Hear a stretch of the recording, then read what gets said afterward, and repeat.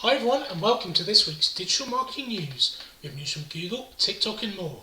If you enjoy our weekly and daily updates, don't forget to subscribe to our YouTube channel, like our Facebook page and sign up for our newsletter. Google is launching its new page experience update in May 2021. This update will take user experience into account when ranking for search results. Google will allow testing a visual identifier in its search results to show sites that have a great UX experience. To determine page experience, Google will evaluate a set of signals. These signals will include page load speed, mobile friendliness, HTTPS, and the use of interstitials and content movement during page loading. It is not currently clear how much this will impact search ranking, but you should make sure your website is up to scratch with the mentioned signals to give yourself the best chance of keeping your current rankings. TikTok are testing a brand new feature which allows users to fundraise for their chosen charity from their profile. This is currently only available to a test group of users, and TikTok have not identified when it will be rolled out to more users. If you're in the test group, you can click Edit Profile and then choose from a list of vetted organisations and charities to fundraise for. When a user clicks on a charity on your bio, they'll be taken to a screen to make a donation. This feature is powered by the Tiltify platform, who are responsible for processing the payments.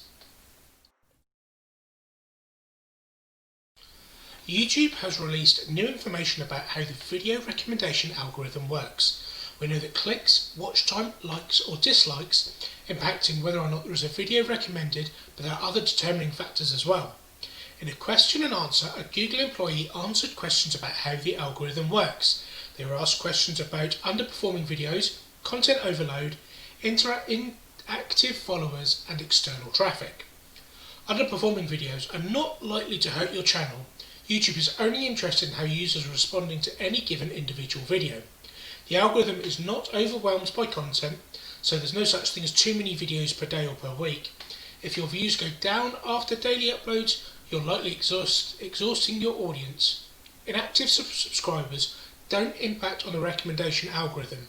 The algorithm follows the audience, so as long as the users that are watching your video aren't negatively affected, external traffic does play a factor in the recommendation algorithm, but it only gets the video so far. If you don't perform well, then it's recommended and it won't then continue to appear.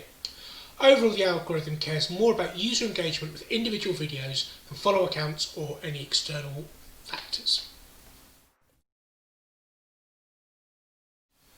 Twitter have slowly released their stories feature called Fleets in a variety of countries.